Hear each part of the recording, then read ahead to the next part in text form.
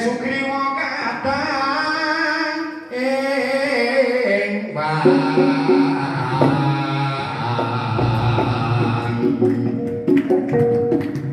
lenggah karman ingsun jar wani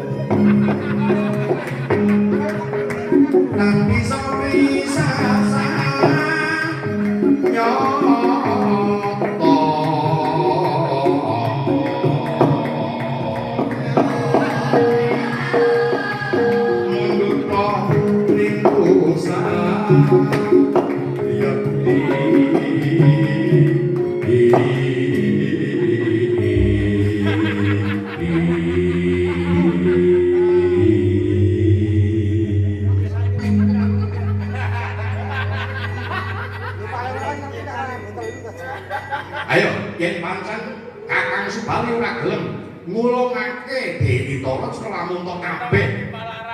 kudu tok mengko ing atase negara sartane Mbak Yu Dewi Tara yen pancen kowe bakal njaluk Mbak Yu Dewi Tara coba aku bakal tetarenan dhisik Diajeng Dewi Tara aku muni piye iki kowe muni ayo dadi wong wedok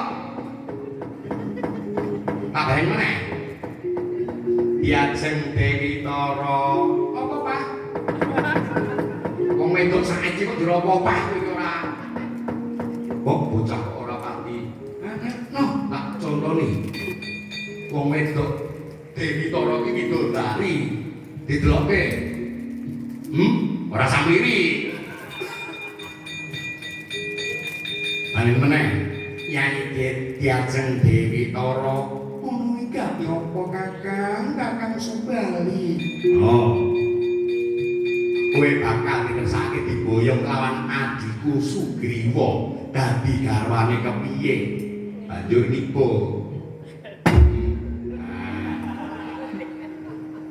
nangis ing atase sifat wanita aku dadi bojomu kok paring-paringake kepiye to Kakang aku banget aku tresno karo kowe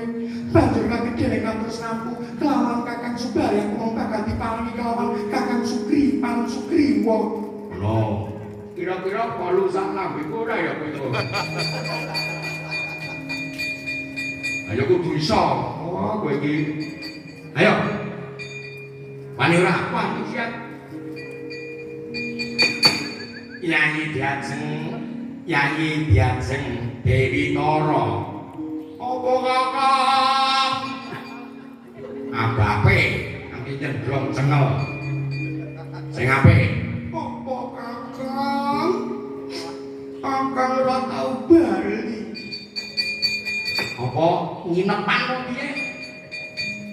kowe bakal dikersakake supaya diboyong kelawan adikku Sugriwa manut ya Dewi Tara ya pancen kaya ngono ya wae lah ora kok Dewi Tara kok geleman ora iki lho kepiye nibo arah nibo kene wis nibo aku ayo ki omong iki wis nibo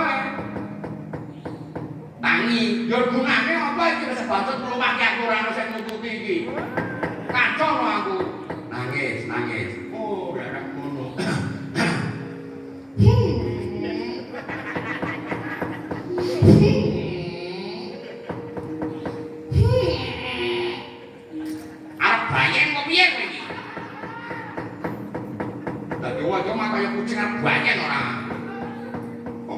kebangetan tenan kakak. Aku si paling bodoh, kok kekeke wong liya. Kaya aku kok kebangetan banget. Yen pancen wis ora tresno karo aku balik kene terbah wates bae.